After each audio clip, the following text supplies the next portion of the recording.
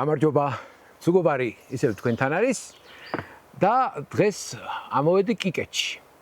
მაგრამ დღევანდელი გადაცემის შთაგონება წამოვიდა ერთი ცხოვრებისეული მომენტიდან, ამას წინათ ჩემს მასთან და მის მეუღლესთან ერთად ეს ტყეში ვსეირნობდი და ორი ძაღლი გამოენთო ყეფით ჩვენსკენ. არ ვიცი რატომ, ძალიან ესე შიდათ მივიღე ეს შეტევა. მივიღე სიყვარულე, ვეფერე და არაფერი, დავიშალე. შვენიერი. ჩემმა ძმამ კითხა რომ საიდან იცოდიო რომ აგრესიულები არ იყვნენო და ესე მოვიდოდნენ და მოგეფერებოდნენო და მე დავფიქრდი რომ არ ვიცოდი, უბრალოდ ვიგრძენი. იგრძენი, რა თქმა უნდა. უბრალოდ ვიგრძენი, მაგრამ მე დავფიქრდი უკვე გავაგრძელე ფიქრი, რომ თუ ვიგრძენი, ესე იგი რაღაცა არსებობს, რაღაცა ჟესტები, რაღაცა მოძრაობები, რაღაცა, რაც მე ინსტინქტურად ვიცი, იმიტომ რომ დიდი ხანია ძაღლებთან ურთიერთობ და შესაბამისად არის რაღაცა ჟესტების ენა, რომლებიც მე უკვე შინაგანად მაქვს, გაუცნობიერებლად და ამაზე შეიძლება კარგი გადაცემის მომზადება. დაუკავშირდი ძიანოდას, ამოვედი კიკეთში, აი ფანჩატურში მზეს დავემალეთ, ჩაის ვსვამ და საუბრობთ ძუგებს. გაგვიმარჯოს.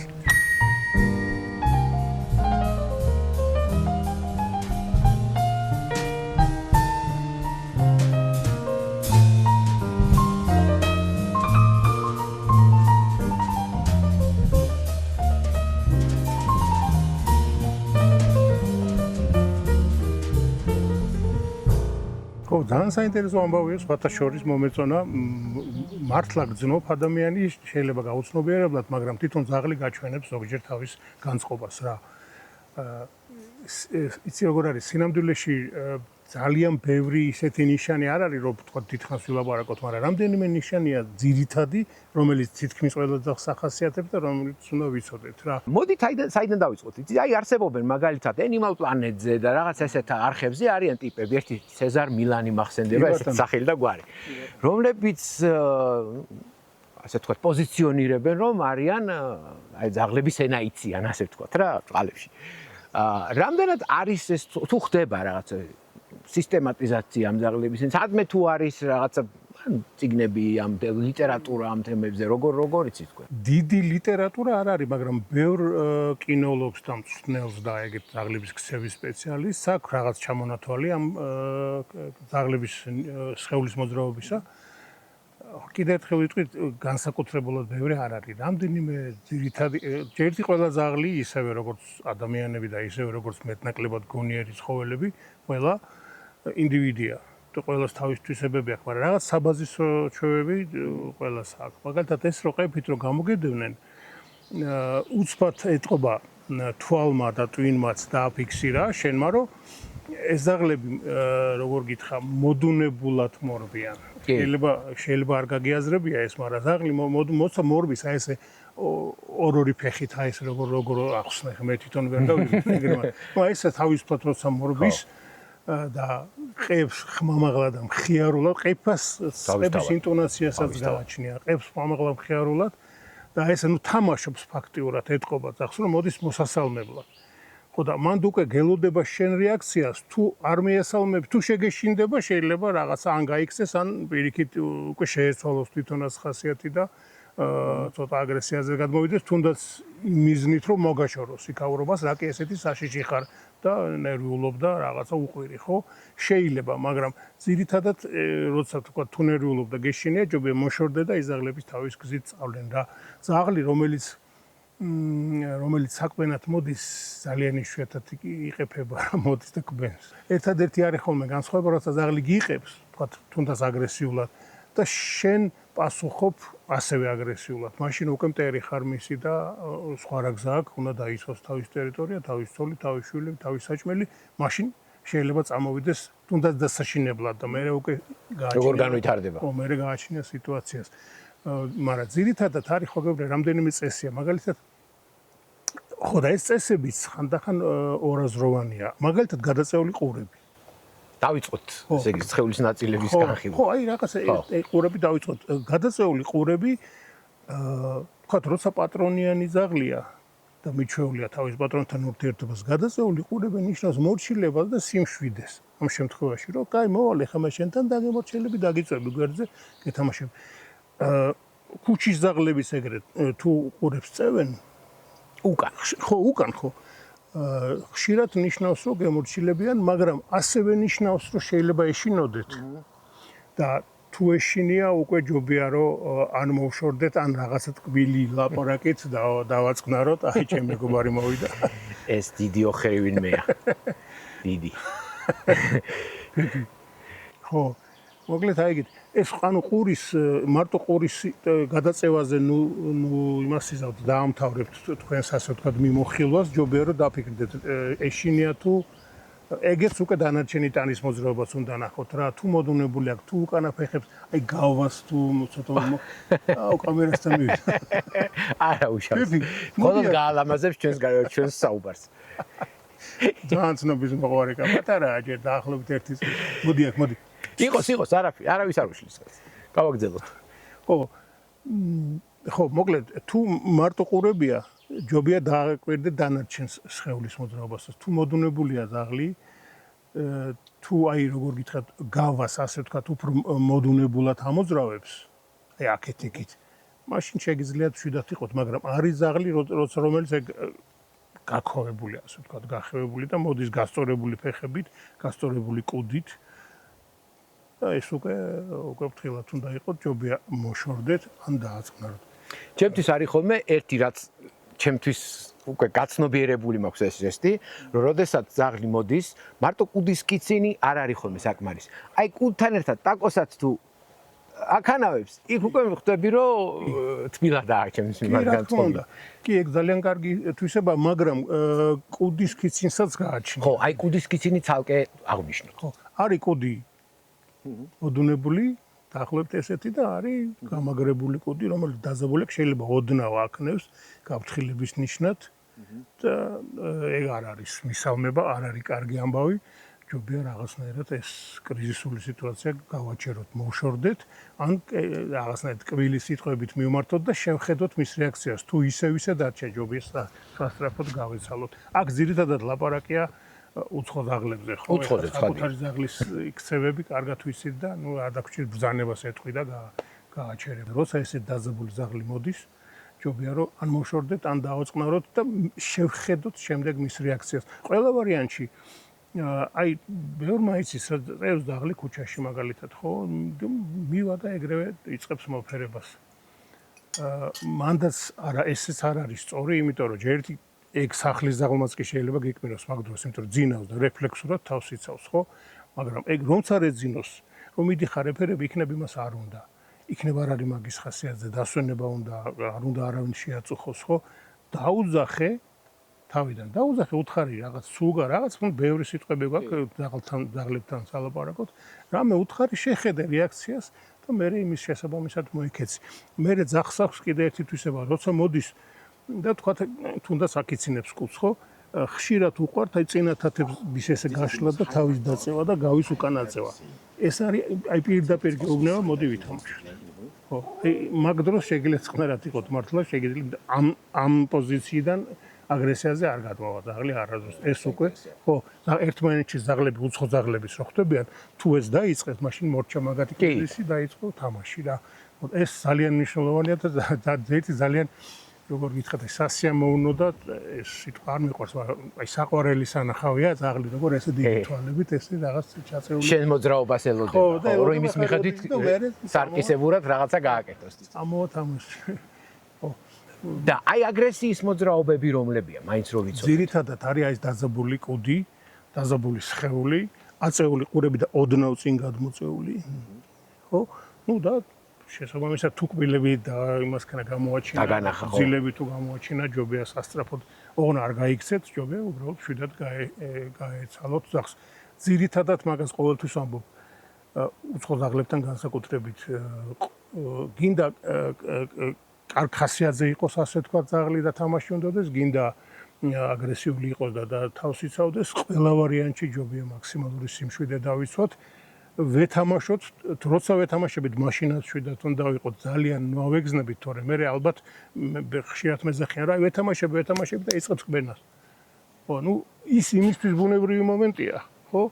და ჩვენ კიდე ყბენა არ გვსიამოვნებს, ხო? ამიტომ ძალიანაც ემოციებს ჩავთავთ რა. რაღაცნაირად დახს ვაჩვენოთ, რომ ჩვენ თავდაჯერებულები ვართ, შვიდათ ვართ და თამაში გვინდა და ვეთამაშებით. არ გვინდა თამაში, არ ვეთამაშებით, ვუბრძანებთ რაღაცას. შეიძლება დაყვირებაც, როცა თუნდაც უცხო ძაღლი მოდის, შეიძლება დაუყვირო.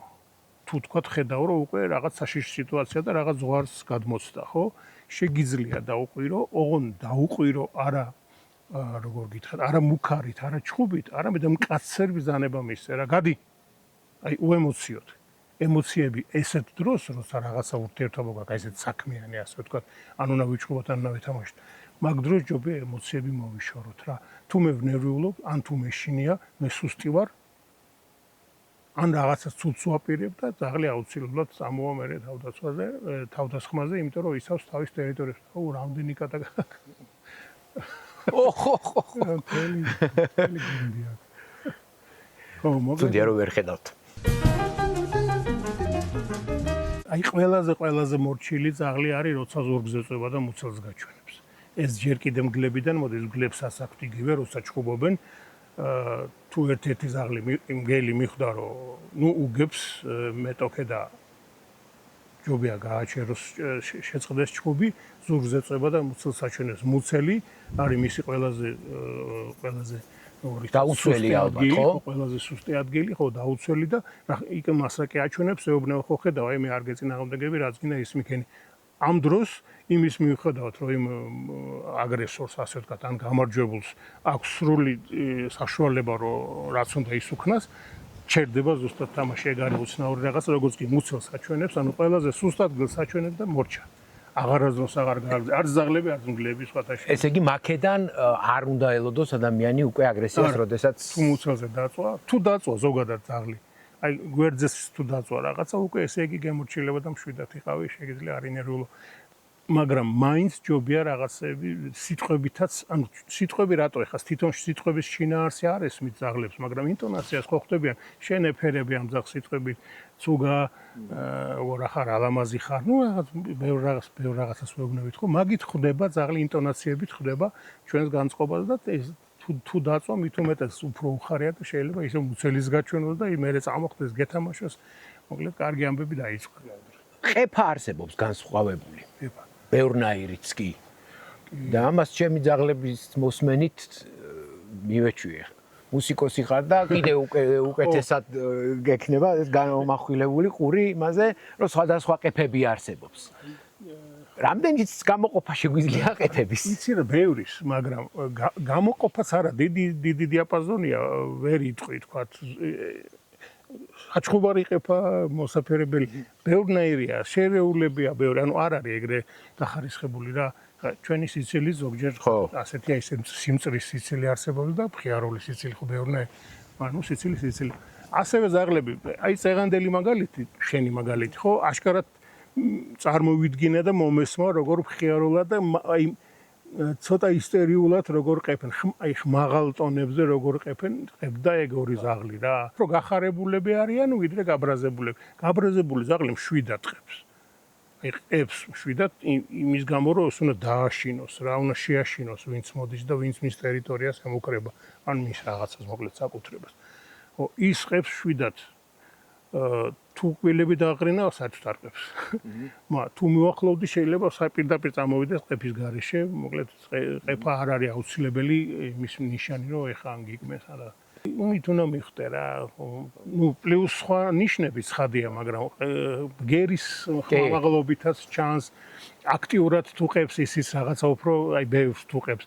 ეგეს გააჩნია, ბევრს თუ ყებს ძალიან შეიძლება ისტერიკა კონდეს და ეშინოდეს და იმით ყებდეს, მაგრამ ხედავ ძაღლს და თუ ყებს და გამართულად ძაღლი კუთხა კიცინებს და ყებს მამაღლა და თუნდაც მორბის, აი ესე რა, ესე ლაღად. მიხვდები რომ არაფერს არ გიშ. რამდენჯერ მქონია რომ სადღაც ვარ ძაღლია ადამიანი რომელიც არ იცნობს კარგად ძაღლებს, უცებ ის ერთი ძაღლის ერთს შეუყებს ის ძაღლი და ვაი, რა უნდა და ამ დროს მე ხვდები რომ იმას ის უნდა რა ქვია ღვეზელი. ან რაღაცა ითხოვს რაღაცას, ესე შიგადაში პაუზებით რო იყეფება, რაღაცას ითხოვს. ეგ მოთხოვნ კი? ყურადღების მიქცევა. კი. ხო, აი ზუსტად. კი. ხო, რომ მომაქციო ყურადღება რაღაცა მინდა, კი. და ნუ მიმატოვა ესე.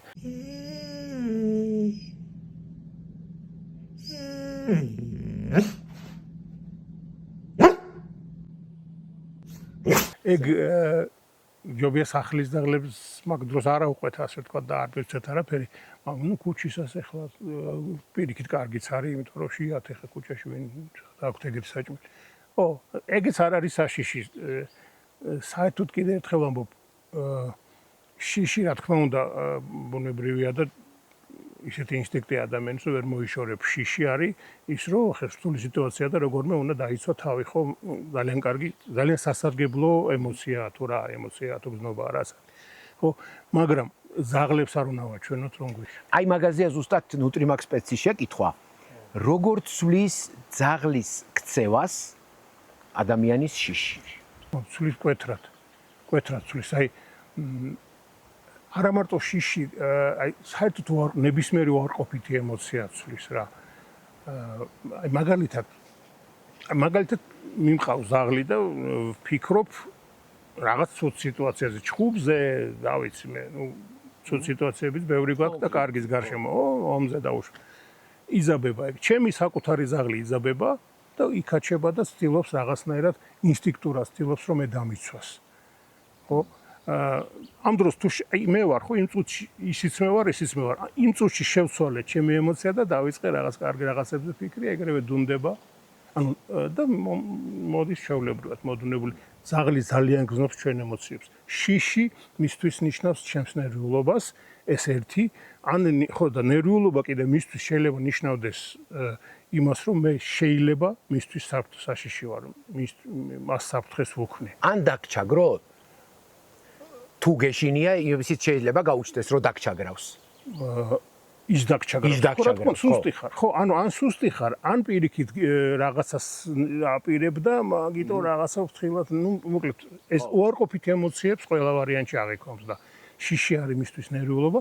ნერვიულობა ძალიან დიდ დიაპაზონს ნიშნავს ზაღლისთვის და შეიძლება ჩათვალოს, რომ მე ვაპირებ დაჩაგვრას, ან შეიძლება ჩათვალოს, რომ მე სუსტი ვარ და მსხვერპლი ვარ და ეგრევე წამოვიდეს ჩემსკენ. მსხვერპლის ემოციაც მისთვის ძალიან ბუნებრივი და ის არის და მსხვერპლს აღიქვამს ძალიან მარტივად.